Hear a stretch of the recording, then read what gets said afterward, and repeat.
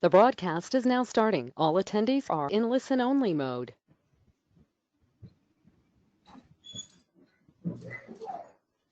Hi, good afternoon, ladies and gentlemen, and welcome to our online event, Digital Campus, Transforming Universities for Better Outcome in association with AWS. Before we start our session, there are a few privacy disclaimer and policies that we would like to bring to your notice, and some important points that will help you get the most out of this digital session. We've kept your microphones on mute so that you could hear our speakers clearly. I would request you to connect your headphones and keep your laptop volumes on maximum. Do maximize your GoToMeetings window. And if you have any questions, you can post them to our moderator and panelists on the right-hand side, and we will try and answer to all your queries. This session is confidential and recording is strictly prohibited. I would like to open the session, and I would like to invite Mr. Sudhanva Khimane, who is the head of delivery at Metatrack, and our moderator for today's panel discussion. Over to you, Sudhanva. Hey, thank you, Pooja. Hello, everyone. I am Sudhanva Khimane, and I'm the host for today's session. First, let me thank you all for joining this session, and that too when the entire country is in partial lockdown. Indeed, technology has crossed some of our old boundaries, and today you choose to join us this session on this platform. We really appreciate your gesture and thank you for joining. To give you a brief introduction about myself, I am Sudhanva, working with Metatrack Services for almost 8 years now, and I have an overall 20 years of experience in IT industry. In this role with Metatrack, I work with the customers, especially with education institution, government, and corporates, fulfilling their assessment needs. I head digital evaluation service delivery portfolio at Metatrack. And I also work very closely with technology teams in conceptualizing and productizing innovative solutions to our customers. First, let me set a context for this session. The whole world, we all know, is facing an unprecedented situation due to the COVID-19 pandemic. Most of the countries are under lockdown and people are restricted from venturing out of their home. In this situation, the student community has been devastated. Classes have been abandoned, exams cancelled, results withheld, and their future is at stake. However, during these tough times, one thing is very clear and evident. That is ever increasing dependency on technology. So if you look back from the last 5 years, the rate of technology adoption has progressively increased in our universities across India. The entrance exams, for example, we at Metatrack, when we were conducting these exams, 70% of exams were conducted using pen and paper. But today, Metatrack conducts around 34 lakh exams in a year, and the table has exactly turned opposite. We do somewhere around 72% exams online. Large universities have adapted technology to shorten the result announcement timelines. The on-screen marking or a digital evaluation has helped university to completely eliminate some of the post-exam activities. And this has brought the evaluation to the doorstep of examiner. We have started seeing some of the edtech companies disrupting the conventional teaching mode and introducing online system.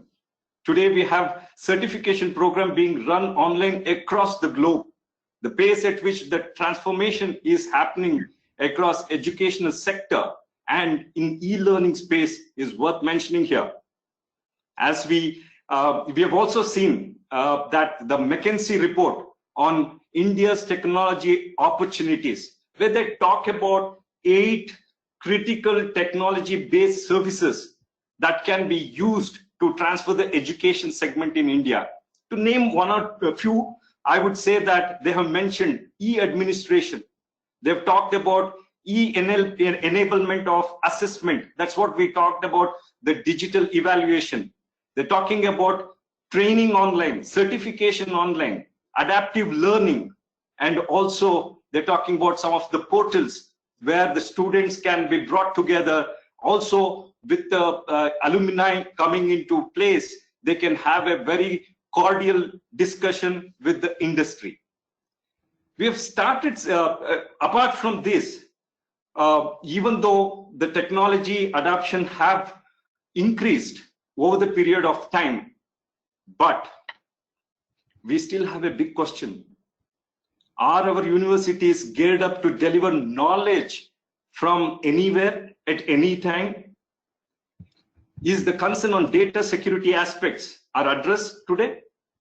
So let us understand some of these challenges and also how we can be part of digital revolution from our distinguished panelists.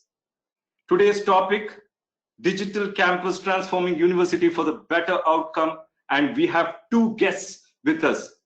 Dr. Arjun Gatule, ex-director, Board of Examination and Evaluation, University of Mumbai and YCMOU Nasik. Our second guest for today's discussion is Dr. G.K. Prabhu, President, Manipal University, Jaipur. I welcome both of you, sirs. So, before we start, let me ask Dr. Gatule to give a brief introduction about himself. Thank you, Sudhanva. Good afternoon, one and all. Basically, myself is Dr. Arjun Gatule, and I am basically professor of computer science. I work with Yashwantrao Chauhan Maratha Open University, Maharashtra, in the capacity of controller of examinations. Our university having 8 schools at regional centers, 150 academic programs, and approximately 7+ lakhs of students through 2000+ learning centers all over the state of Maharashtra. With my leadership, and we implemented end-to-end integrated university management system and become a role model in the state, even in the country also. Specifically, digital evaluation for 40+ lakhs answer booklets every year in the university and is a success story, and it's a miracle for all of us. On the recommendations of Honorable Governor of Maharashtra, I was deputed to University of Mumbai for 2 years by the government of Maharashtra in the same capacity to routinize the digital evaluation system, which was a big issue. Rather, we call it as a big mess for University of Mumbai in 2017. I had tactfully resolved and handled this same. So, Dr. Prabhu, could you please talk about Manipal University, Jaipur, your role in the university? It's over to you, Dr. Prabhu. Okay, so thank you very much, Sudhanva. And I also welcome my co-panelist, Dr. Arjun. And I also welcome all the digital online audience. I'm Dr. G.K. Prabhu, the President and the Vice Chancellor of Manipal University, Jaipur in Rajasthan. And this is the state private university. And we established this university in 2011. Started with only an engineering faculty. So today we have 5 different faculty and nearly about 9,000 students in the campus, more than 50 programs, both in the undergraduate and post-graduation. Already about 500 PhD scholars are working in various fields.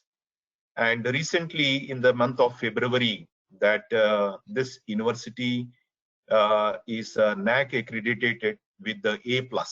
And we are very happy to inform and to know that Manipal University, Jaipur is the first university in Rajasthan to get A+ NAAC accreditation. And for me, it is 2 years as a Vice Chancellor here. But with the Manipal group, I am from the last 30 years.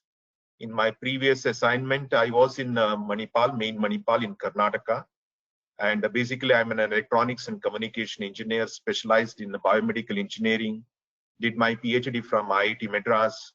And I was also the registrar of MAHE, Manipal Academy of Higher Education, and then the director of Manipal Institute of Technology.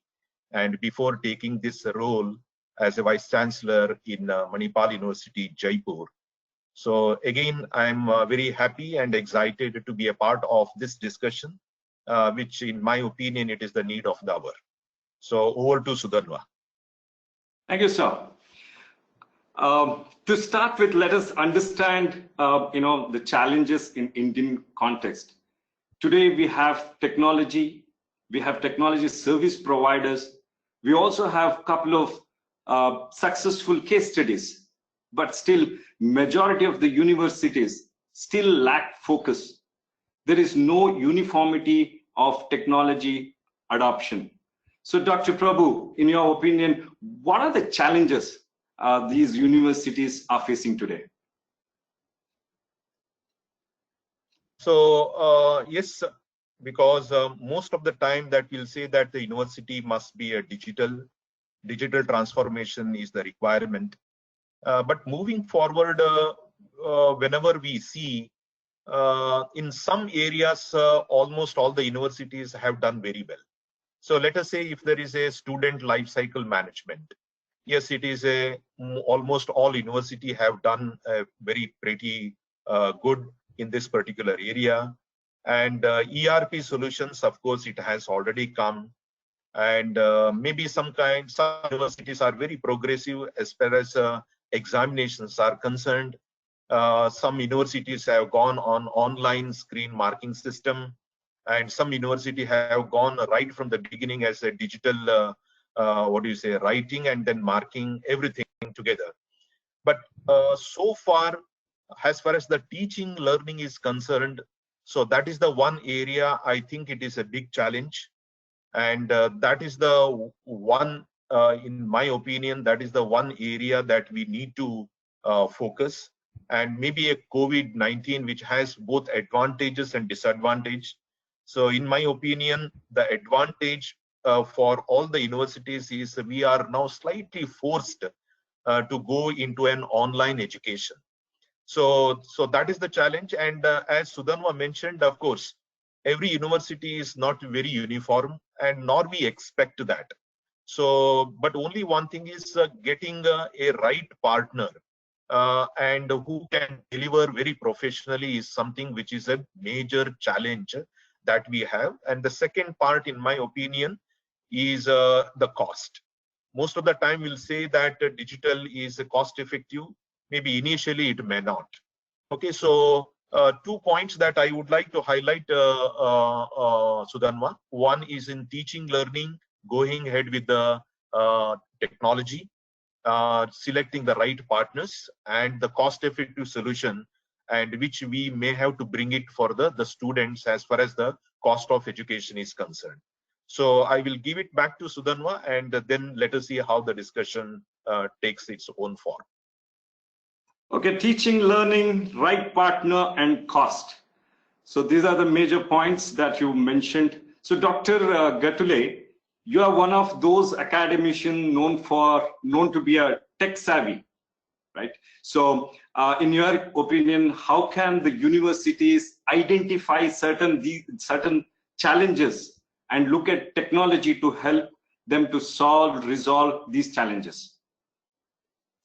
Yes, Mr. Sudhanva, as rightly said by Dr. Prabhuji, there are some challenges, no doubt, but I personally feel if we have technology and people willing to resolve the issues which are common for all the universities, as Dr. Prabhu has mentioned, how to find the right partner or getting right partner, service provider to resolve the basic need of all the universities. I personally feel that finding the right partner is in our hand. The reason is that we can mode we can discuss and resolve, communicate properly with the partner, service provider, or any concerned stakeholder involved in the system, and we can easily cope up with the situation if we feel we decide to go ahead. The second issue raised by the Dr. Prabhu is the cost. If I do understand that cost is little bit high for digitization of the universities, but we can reduce the cost by other means. Many things are there. It varies from university to university. I don't agree also that we can reduce the manpower in the university, but we can utilize the same manpower elsewhere in other departments, other sections of the university, and we can implement technology in all the sections, all the corners of the university to reduce the threats, hurdles right now facing by the universities. And the next one is the very important issue raised by Dr. Prabhu is the teaching learning, which is very important nowadays with the help of this technology in 21st century, in this present technical era. Easily people are using e-commerce sites like Amazon and Flipkart, and there was no teacher to teach such type of things, use of smartphones by general people, even though illiterate people are using these smartphones. So if we start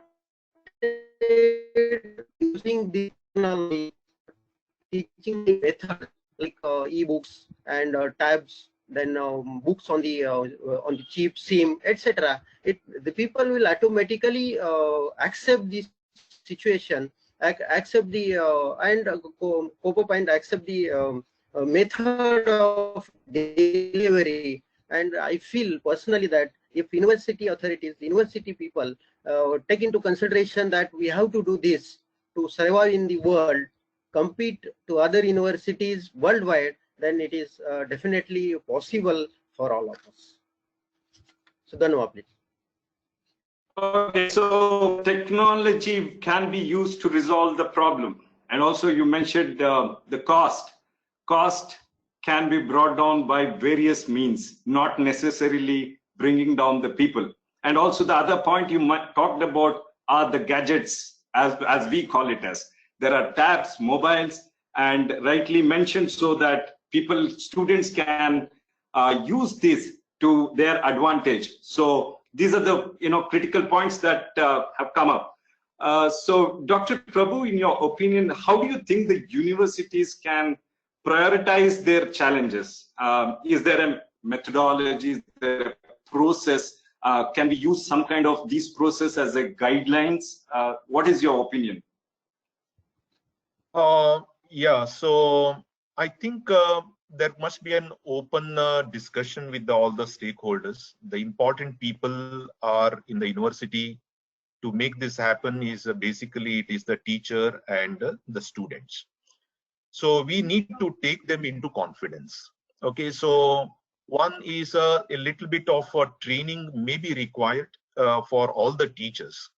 See, for example, the teachers may think that they are losing their natural habitat. For any teacher, if you want to, because your conventional way, that I would be very happy that to see a large number of students.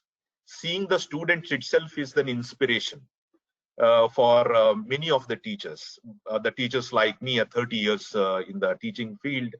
And today that I may have to sit in front of the gadgets, whether it is a computer or a camera, and I see myself rather than seeing the large group of students. Even in this live audience, I'm not seeing them. Absolutely. Yeah, so that is the one natural habitat for the teacher has gone. I think that is something that the teachers must understand. And the second part is, yes, he must be fluent, and he must be tech savvy, and he must also know Blackboard may not be there.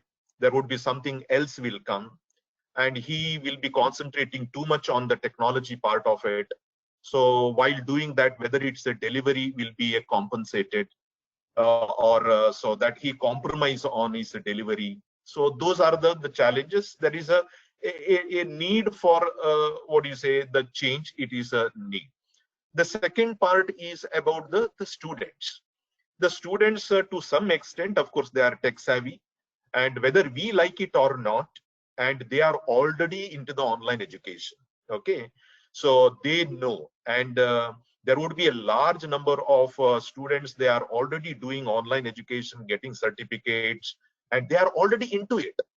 So now the question for them is, they will definitely compare whether our technology, whether our platform, whether our teachers, so whether they are good as compared to the other universities or overseas universities. They are doing it for a very, very long time.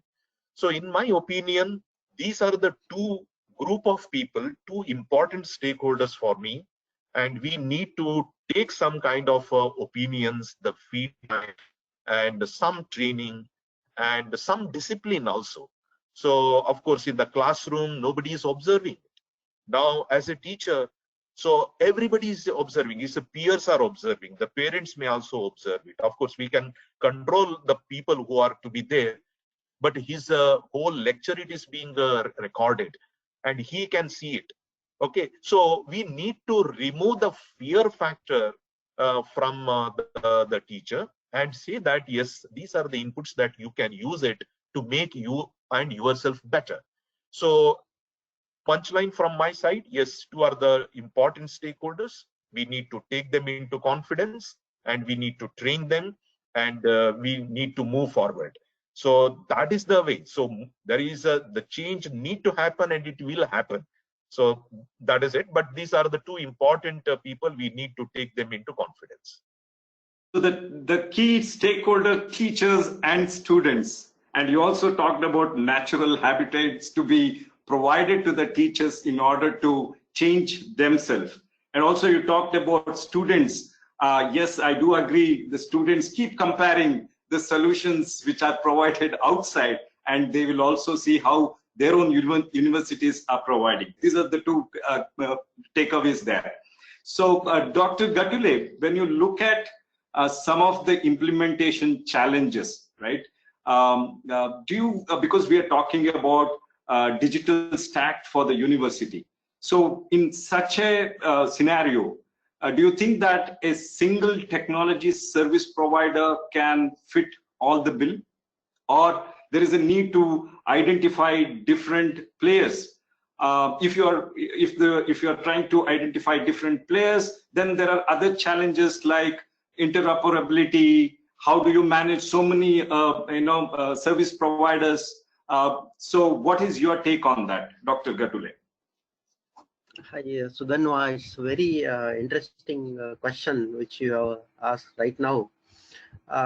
Basically, there are two different scenarios in universities. One is a university where practical, partial digitization done and may play with different players. For example, some universities have initiated automation, digitization for student administration module, and rest of things like examination, rest of the administration, finance, account, they yet not started.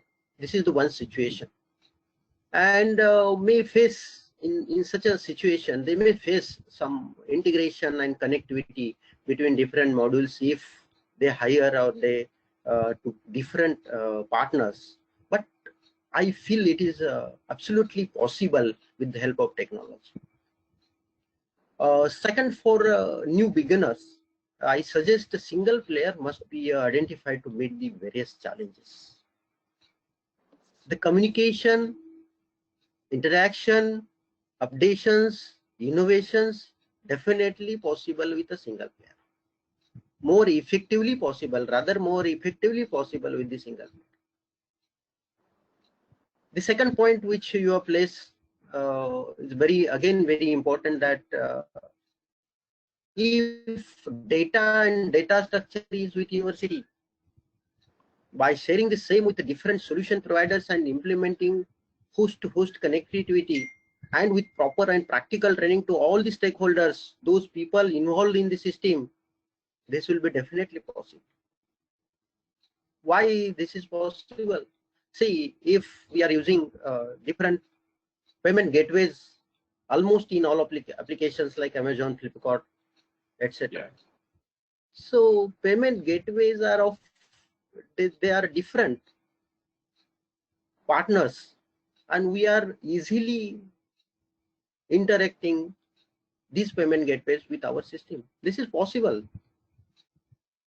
Another, for example, yeah. Yeah. So key takeaways that you're talking, it could be a single player. If a university is starting with, a roadmap for, technology roadmap, if they want to start off, a single player would be a good bet. If there are so many other systems also, then probably there is a way to bring the compatibility between various service providers to ensure that the end goal is met. Yes. I will also want to bring here one sensitive point. So many of us, like service providers, we always feel there will always be a internal resistance, right? So Dr. Gattule, you have been involved in implementing some of these large scale technology solutions. What is your experience in dealing with internal resistance? Is the ideas are stonewalled sometime? Is there a freeness? Your thoughts?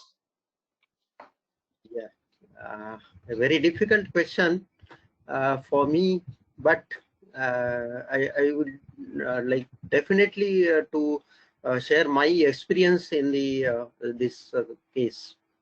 So then why I don't say it is an internal resistance, but it is a fear of change for all of us. The benefits of digitization for university are very clear, as you rightly said, and Dr. Prabhu also shared, which includes something greater efficiency, faster processing time, less errors, lower process cost, greater customer services, and the list goes on. However, sometimes the benefit of digital transformation for individual employees and teams also are often not too clear.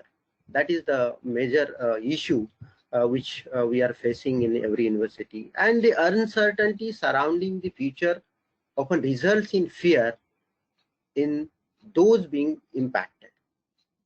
What fear? Fear of changes to their job, fear of a job role changes, job losses, being faced with the learning new skills, new technology, or a new way of working, and many more things.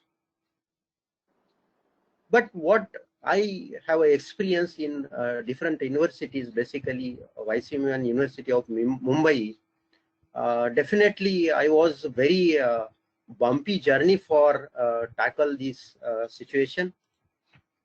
What I did for internal resistance in my two universities where I work for implementing these reforms in the examination and other modules also.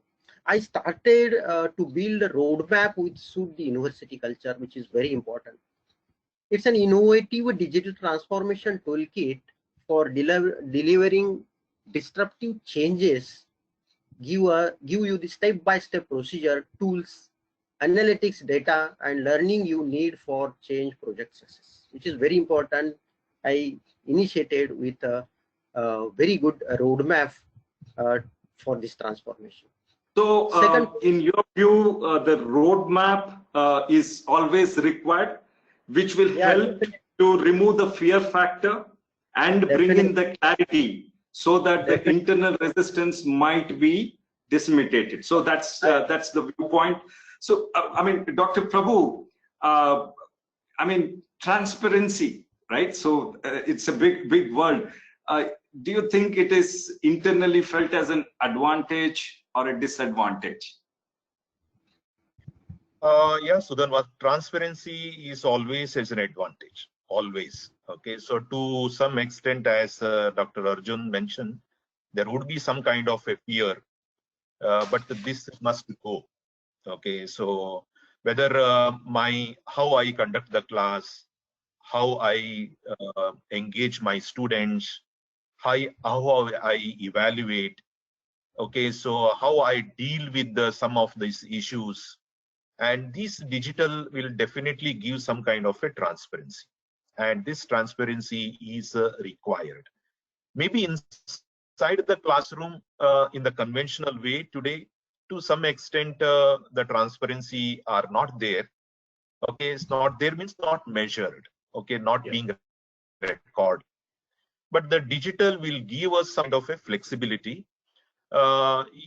Moving forward, yes, transparency is required, whether it is in the type of admission, how they entered, and how they are admitted, what is the financial, what is the fee structure, how it is being taken, whether the attendance are being properly marked, because these are some pain points for the students.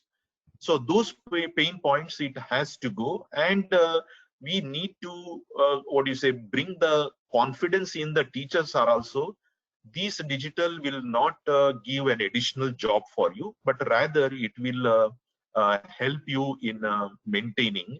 Initially, of course, yes, there would be a lot of learning which must happen, but once he learned, once he gets confident, so definitely the teachers will accept. Acceptance level is very, very high. So it also depends upon at what level, what age the teacher is. But I'm very happy, even the teachers at the more than 50, 60 years old.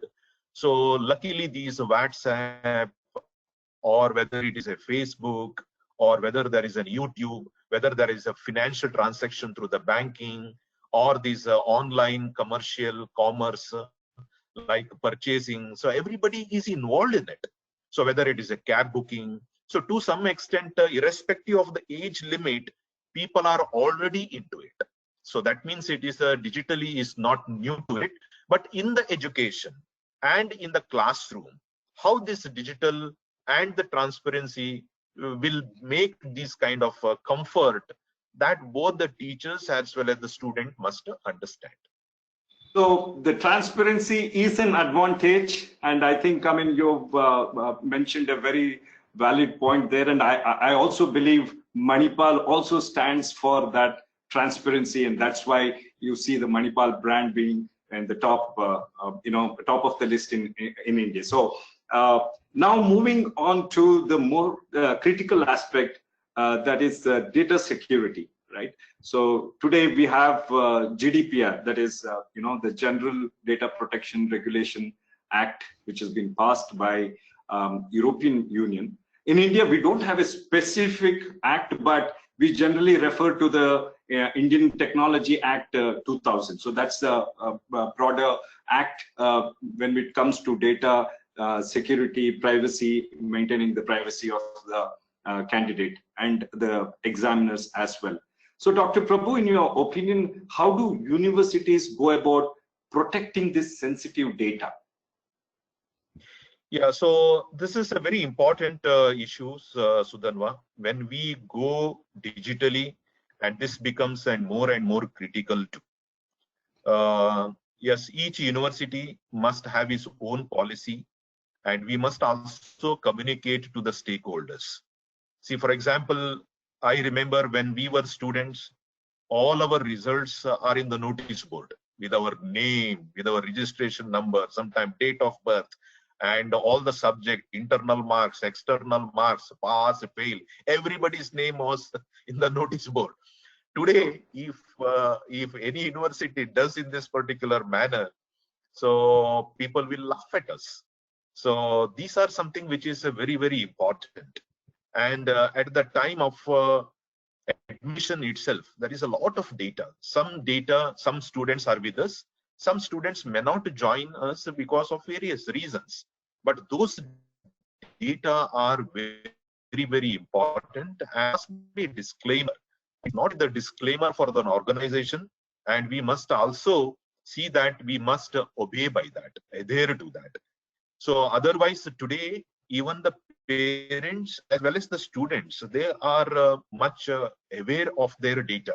due to some reason, if I share that, or if they come to know, they will raise the queries. Why you have shared this data with others?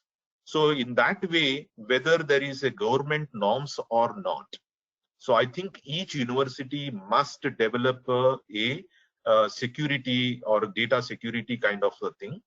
And moving forward, now when we go digital, and this is the real concern for every university.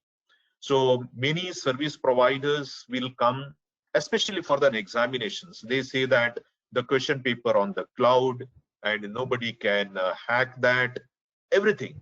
But today, once you have a digital, and the people are also becoming very smarter, and we know that it is a malpractice. It is not the old types of the malpractice. It is a newer kind of technologies are also coming. So if you ask me, this is the one real concern for every university. And when we go digital, how secure our data is. Okay, because we purely depend upon the what is an external service provider. And whenever I make a discussion, and my discussion revolves around this point first. Of course, there would be a lot of services they may say, or they may say that there is a lot of features that they have it. But my only question is as far as the data security is concerned, and what is their protocol. And that to my internal team, both the teachers as well as the IT guys at our own university, they must certify, yes, data is secured. So this is the concern, and we need to address. And that is what I told. Whenever we talk to the service provider, we need to select the right one, ethically competent people, and by the same time they adhere to the J, and they must also have a very innovative and the new technology to protect our data and give that kind of a comfort to the university. Over to Sudhanva. So select an ethical company to protect, to ensure that the data is protected, not only the student data, but also their financial data and their parents' data and the university data. So Dr. Gatule, when you are dealing with so many external partners, how do you deal with data storage, destruction, and what are the timelines? What is the process that you generally recommend? Okay, Sudhanva, I do agree with Dr. Prabhu's statement that we should select ethical partner. Every university is trying to find an ethical partner, no doubt. But university has a practical experience in 2-3 universities and working with various partners, service providers. I feel a little bit, my views are a little bit different. First thing what I did in the university is data should be stored in the university owned servers in the premises only at this moment. In future, we think differently if we'll see the situation. But at this moment, it should be in the servers which must be owned by the universities. Secondly, the alternative system to this one is the disaster recovery system should be developed and maintained, implemented and maintained by university people only. This is my concern. Third is again very important, auto backup with movable storage unit, which is the third alternative for data security and secrecy, which is very important. One more point, very essential for all this one is we should have very precisely developed data retrieval mechanism, and we can easily develop this with the external partner which we have hired. Data security and secrecy issue of data and training to all the concern is again a very important concern at this moment for all the universities. And as far as the IT Act 2000 concern, I am not interested here to explain all these things, but to take the precautions as per this act is very it is a must for all the universities. Sudhanva. So, very valid point you came up with. One is that to start with, universities can look at their on-premises data storage kind of thing. Yes, future, you said that it would be cloud going. Today we do have Amazon Cloud, giving you the comfort on the data security aspects and also the uptime that is required for the sensitive data that we are talking about today. So we have seen some of the progressive universities are adopting a lot of technology solutions in a day-to-day operations. So Dr. Gatule, in your view, what solution are very relevant in today's context of digital campus? Yeah. Basically, it's a very vast term, that digital campus, the way by which the university people, authorities can take into consideration. As per my views, the digital campus is just a combination of three smart things. The first one is the smart facilities, the second one is the smart workplace, workspace, and third one is the smart services. All these three smart things are required to build a digital campus. For these three smart things, we should have a end-to-end solution. Different modules, combinations of modules meet the requirement of all the stakeholders. Just like for universities, for their digital transformations, registration, examination, administration, accounts, finance, inventory, store, affiliation, recruitment, etc., and many more. These are the different modules. For quick information and feedback, the recent technology like mobile apps should be considered by the university. These are the basic technical things which we have considered. Apart from this, for a digital campus, university and the partner should think, should consider and implement very effectively and efficiently in the interest of all these stakeholders, like student engagement plus experience services, which includes the attendance, emotion tracking, analytics, just like big data and applications to improve the student's life. For example, food, beverage, access, etc. Just like which we are using right now in the traditional system. The second very important is the operational efficiencies like cyber security, data analytics, visualization, digital parking, the new concept, digital security, which again based on the locality and the energy management, all enhancing data to take the informed decisions. Very important is the better learning outcomes, which all the universities are expecting. Technology enabling pedagogy, video integration, video audio integration, collaboration tools, connecting people and crowd, sourcing of skill plus time, etc. And the last one, very important, is the connected community, which we are a little bit missing with the help of when we are using this technology at a higher end. Services as a community hub driving growth, sustainability, and a resilient economy, both locally as well as the regionally. These are the very important points which we have to consider when we are switching to the digital campus, rather we automated system by the university. Sudhanu. Anything to do with the the digital evaluation side? How do the exams are going to be conducted, Dr. Gatule?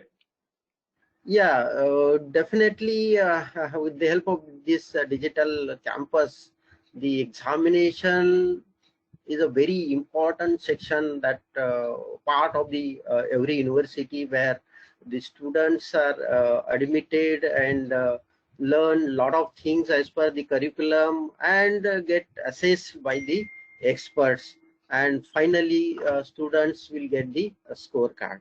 This is the examination system. With the help of this digital campus, we can use a lot of new initiatives like use of artificial intelligence to conduct the online examination with the proctoring online, offline, AI based techniques we can use, and many things for many advanced system like on-screen evaluation that the teachers can assess the students by sitting to their home.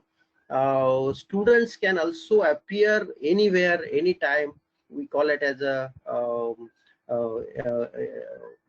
different kind of examination. The student can book their slot for appearing for the examination. So though these new trends are definitely we can connect with this digital campus system. So that Dr. Prabhu, how is Manipal universities adopting the technology in this digital era? Your experience in handling the change within? Yeah, so yes, Manipal University, Jaipur is a pretty new. Okay, and the faculty age-wise is concerned, it is an average age of my faculty that are about 500. Average age is 32. So in that way, so we are a very young faculty. The advantage is they have a good connect with the student community, and also adaptability to the new technology is better. So now in some areas, of course, we have made a good progress as far as the digitization is concerned. So whether it is an admission related activities, digital marketing is something that everybody is looking, and this is the one situation which forced everyone to go for it, no doubt. And the student life cycle management is something which is very, very important, and which we have adopted. Whether there is the student attendance marking and internal assessment, and the selection of the slots or elective subjects. So everything it is being done through the student life cycle management. So in that way, that is being properly taken. Students can see their attendance and their marks, everything. For everything, they need not go to the concerned teachers, so they can find. Of course, the teachers are available for any other queries. The third important point to see, first one is an admission. The second one is a teaching learning, and the third one is an examination and an evaluation. So there also what we have done, of course, in the main Manipal, it went in two different phases. Initially, the students were writing in the paper, and the evaluation, it only happens in the online screen marking. But we went one step ahead. So we gave the exam pad for the students. So the students will write in the examination pad itself. So of course, there would be some kind of a training and some acquaintance that we need to do it. Some initial portion that which we have given, and some tests were conducted through this examination pad. And then we finally jumped into the the main examination. So the advantage is, of course, what is it? There is a lot of features. You must be, or many people are aware, the hall ticket is not being required, so their fingerprint becomes the hall ticket. By the time they do it, their own question paper will be loaded there, and once the time is over, it will be an automatic, and it will go to the evaluation, and then there is no need for scanning those answer sheet. Okay, and the other advantage which we can do is the single paper for a single student's paper can be evaluated by multiple evaluators simultaneously. So let us say if the question number 1 is being evaluated by one teacher, question number 2 is evaluated by others. So all those things and the transparency is also being built up. So that we have done it for a year, and so far our experience is good. So teachers are also very well accepted it. And finally, whatever it is being done, it will automatically go and sit in the student life cycle management system. So the automatically with some kind of rules, the grades are also being given. So students involvement is there. The faculty involvement is also very important. When we talk about digital, unless the student and the teachers, they interact with this portal by giving the data in the right time, so otherwise the system will not work. So these are something which we have done it, and yes, to some extent there is a satisfaction level is good, but definitely there would be a feedback which we keep receiving it, and those feedbacks that which we are giving to the third party or our own teachers, and they are making their experience better. So this is where we are. And for the faculty level, of course, we have a ERP system, and alumni also is a very important group of people for the university, and there must also be some kind of a system that which we have developed, because in the initial portion of their alumni life, they require a lot of support, whether it is a recommendation letter for their higher studies or something else, certificates. They keep asking us, and the system must in a position to provide those data in a continuous and in a spontaneous manner. So those are the systems which we have developed. Yes, there is a lot of scope for further improvement. So e-admission, digital marketing, student life cycle management, exam pad, fingerprint enabled examination system, and digital evaluation. Those are the major points and major technology adoption by the Manipal University. Let us go to the, the slightly into the futuristic approach. So as we all know, this pandemic has brought the life to standstill. What is the future? How will the university shape up in the next course of action to mitigate if there is any one more outbreak? So, Dr. Prabhu, your take on that, please. Okay, so this is something which we as a university or as a community, we never expected such kind of disruption. So, but now being in this state, we need to think differently. Okay, so if you see, banks are not there now, banking is there. So moving forward, teaching will be there, but classrooms may not be there. So that kind of a situation it should definitely, it will come, and for which whether our universities are really geared up, it is something that which we need to do it. So at this particular time, yes, people are now struggling, and let us say the students are on vacation now. Now when they come to the campus, whether we are ready and how to conduct the examination, and when these classes will start.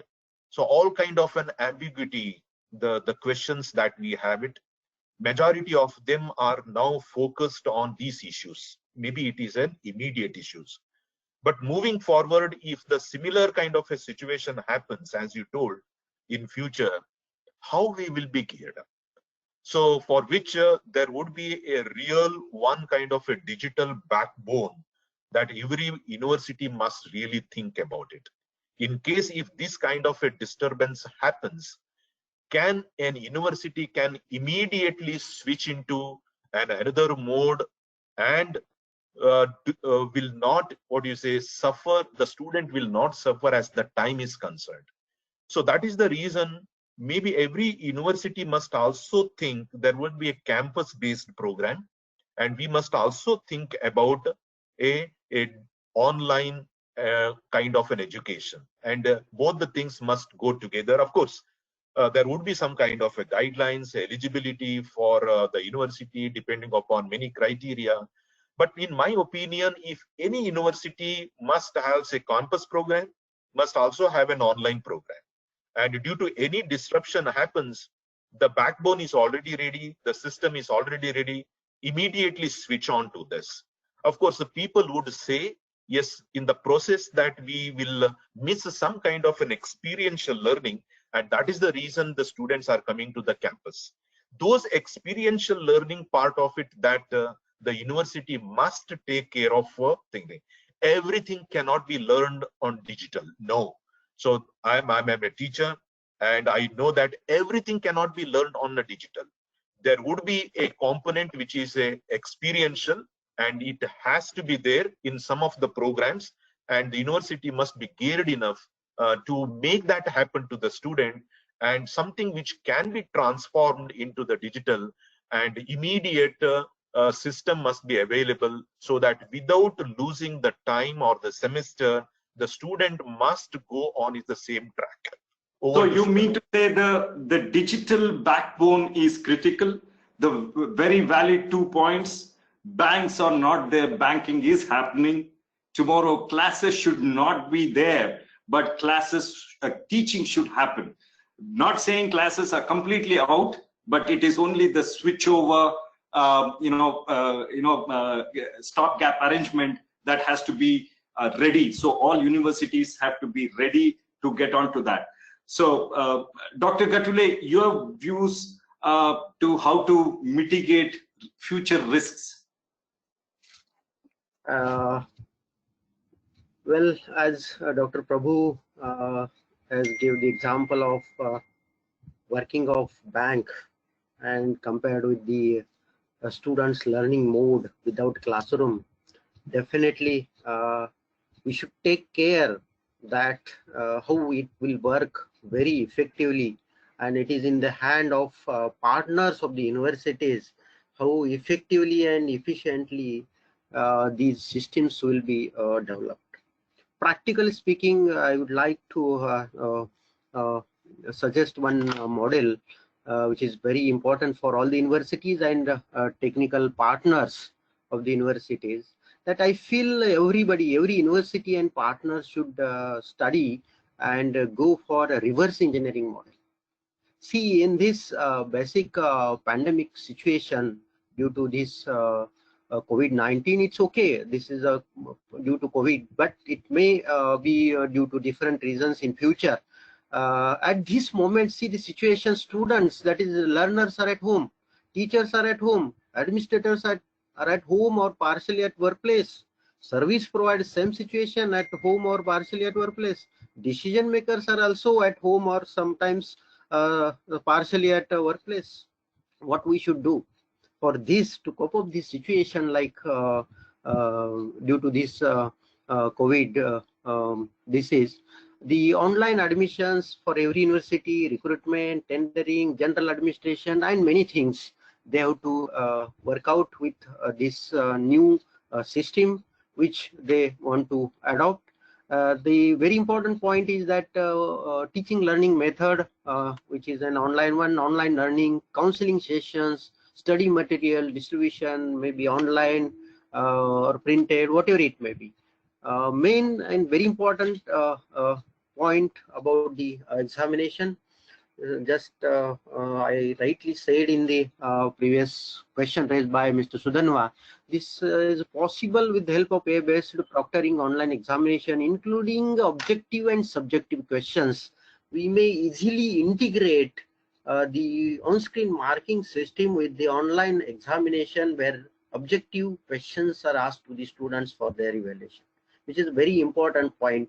We can integrate, and whatever students can write, record, audio, video, can easily input to the OSM system and get assessed by the experts, and students will be evaluated. Allowed to draw audio, video recording is possible, but we can, universities with the help of service providers can provide the simulators to test the practical knowledge of the students. So we can easily conduct the theory, practical, all types of examination and get assessed. So Dr. Gatule, you mean to say online proctoring also should be integrated with voice, with drawings and things like that, and then it can move to digital evaluation, and that is the future. So any pandemic kind of situation coming in, students will take examinations. So very valid point. I have one question from the audience, very, very interesting to add here. I will just raise it to Dr. Gatule to answer this. What will be the effectiveness of virtual laboratory practices in engineering courses when we go for digitization or technology implementation? So they're asking that how the practicals can be conducted online. Yes, Mr. Sudanwa, just rightly I said that we can use the simulators. We can build the drawings and pictures with the help of which we may allow the students for their practice. But as rightly said by Dr. Prabhu, there are some components, some part should be conducted at the university and college level. Wherever possible, this practical conduct of the practical, we may go with simulators and the audio video recordings, and some wherever components and the parts of the experiment are available. In that case, we can go for this methodology. Simulation is one area you're saying that we need to focus on and develop products around that which can help the student to conduct online laboratories and practical exams. I have a second question, so which I would like Dr. Prabhu to answer. How digital classroom would be as effective as college classroom? It's a good question for you, Dr. Prabhu.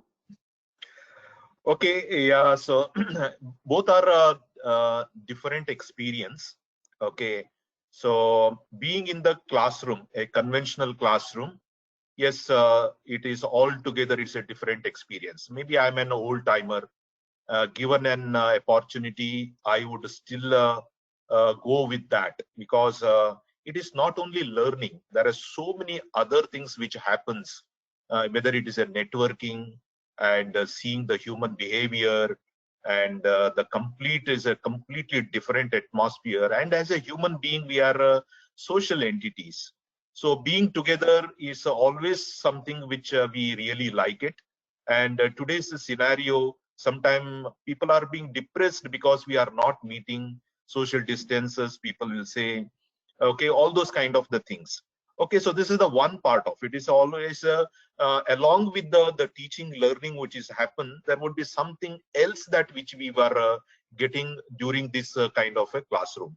But now going to the digital classroom, it has its also own advantage. Let us say that if I miss, okay, or by sitting in the class, if I dream something else, and there's an important concept that I'm missing it, so that is gone in the conventional classroom. But if it is a digital classroom, okay, so I can replay it, I can see that again, connect back, and then I can learn it. And so it gives us to learn for us at our own pace and at our own speed, at our own time, and wherever we are. So that is the real advantage for the digital classroom. And I'm sure that for this kind of a situation, this is the best. I think we need to go for it. But altogether, let us not compare that. In my opinion, both are different. Experiences Yes. are Both are different. Human touch is a totally a different ball game. So okay, that's all the time that we have. I would sincerely thank both of you for making your time and sharing your experience with all of us.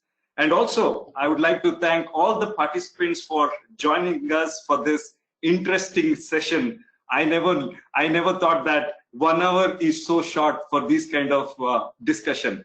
Hope this session was informative for all of you. And we would like to hear your views, suggestions, and feedback. So please write to us to info@meritrack.com. Thank you. okay. So thank you very much. Thank you. And thank you, Sudanwa, and thank you, Dr. Arjun. Thank you, sir. Thank you, Sudanwa. Thank you. And thanks to all the online audience too.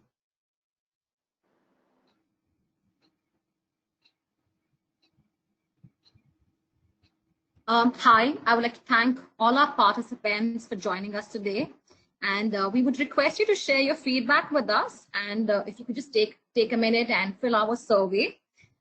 We will be sharing the recordings of this event. And thank you once again, and take care.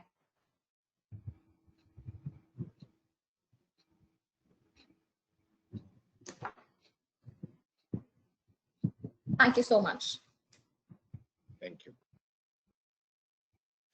you.